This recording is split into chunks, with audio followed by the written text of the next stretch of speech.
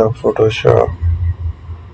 We will use the tools here, features as well to get the idea how to use it.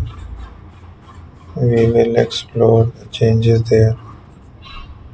We have to add some designs. Keep making the structure.